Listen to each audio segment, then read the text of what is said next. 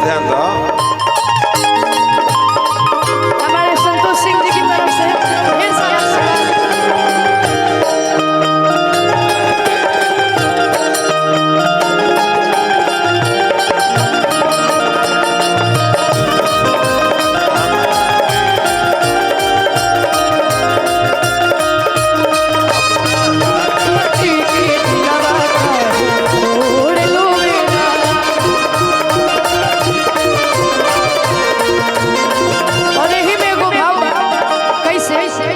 अरे चले लूट हरिया तो नदी बीच नैया हिलोर मारे। लेकिन ऐसे ना हम चाहता नहीं तनी भाव में हाँ आ जाते कैसे कहे के बा। अरे चले लूट हरिया तो नदी बीच नैया हिलोर मारे। अब के बा भैया कि चले लूट हरिया हिलोर मारे। चले लूटा हरिया हिलोर मारे हिलोर मारे। करी भैया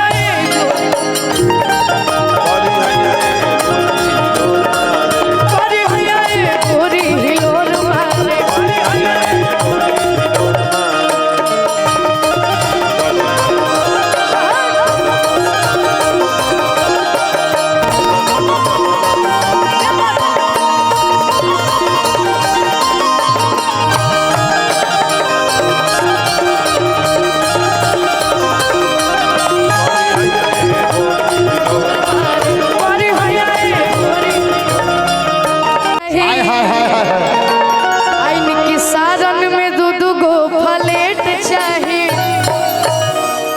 अरे करे जा तू जितना कहबू हम उतना खर्चा करब। ओकरा खातिर हम भागल ना हई। आ यदि हमरा के छोड़ के गइलू त बुझ लीह हम संतोष पागल तैयारी बनबू जे ज्यादा तू। अरे चिड़ै उड़न बाज हो त बुझली हमर हम हई रंगबाज हो।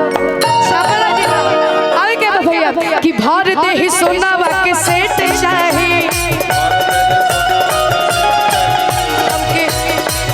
हमके सारन में दूध गुफा लेट चाहे।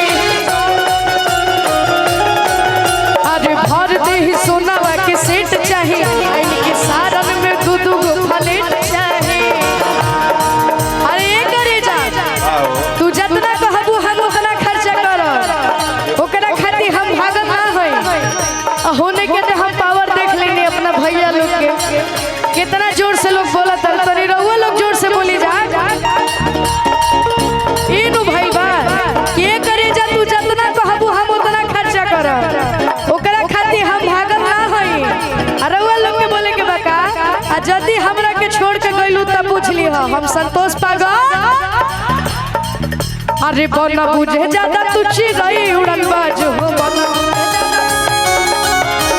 बना बुझे ज्यादा तू चिड़ै उड़न बाज हो त बुझली हमर धम हई रंगबाज।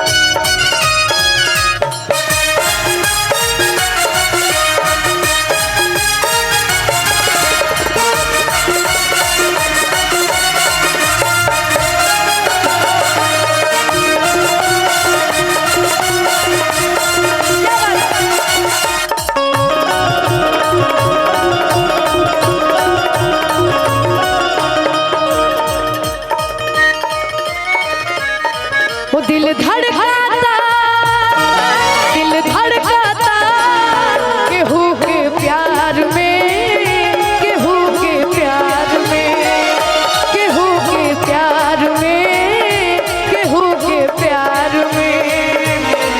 मन मस्त भइल बा मस्ती में मन मस्त भइल बा मस्ती में। दिल बैठल प्यार के